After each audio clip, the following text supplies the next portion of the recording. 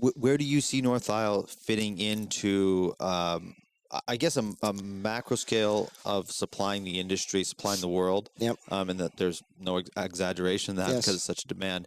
But then also fitting into the British Columbian environment. That's right. How do you see those two things sort of transpiring? That's a great question because, like in the end, I believe just based on that fact that I stated before, the 1.2 trillion, 750 billion, there's not enough copper projects in the world. So I think this is an all hands on deck. Every project that has even a remote chance of being developed in a socially responsible manner, environmentally responsible manner, needs to come online soon, and they need to come online soon. The issue, though, is that a lot of these projects that move the dial, so if you believe in the forecasts out there, by the end of this decade, there's 7 to 9 million tons of copper that's needed in order to satisfy this demand. 7 to 9 million tons of incremental copper, rather. That's 7 to 9 of the largest mines in the world. 9 Escondidas in the world that need to come online by 2030. That is an absolute impossibility because mines of that size, this day and age, take 15, 20 years to actually develop, right? Yeah.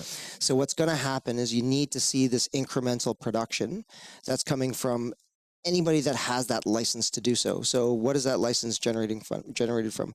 Well, it's generated from political will, right? So we already know in Canada we have the political will at the federal level. The federal government announced a $4 billion critical metal strategy in December that actually is carved out of the budget from last year, not this year. $4 billion is going towards critical metal projects in Canada. Critical metals in Canada as defined by 5 metals, copper being the most critical of those metals. And then I think there's more to come, obviously, with this upcoming budget in the next couple of months.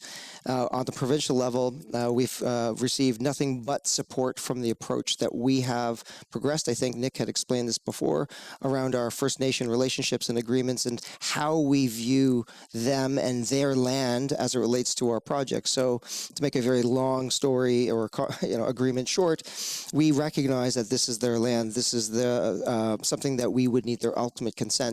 So what we've done is essentially bring that consent piece up front before we even go through a permitting process, which I think is a tremendous expression of our belief that this is a true partnership between ourselves and First Nations. And for that, we have been recognized by the provincial government, specifically by Minister Ralston back in December, for establishing that framework and for essentially leading the way on how British Columbia can be the critical metals epicenter for the future.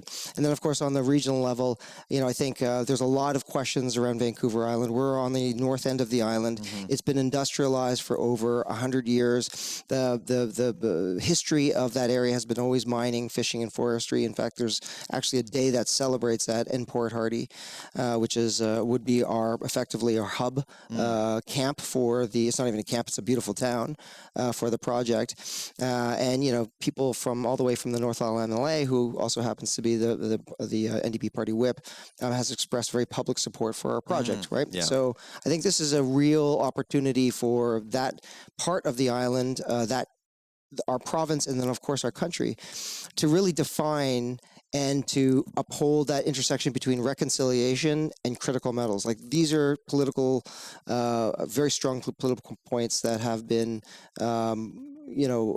progressed time and time again within our country, and this is a project we believe is a partial solution to that equation.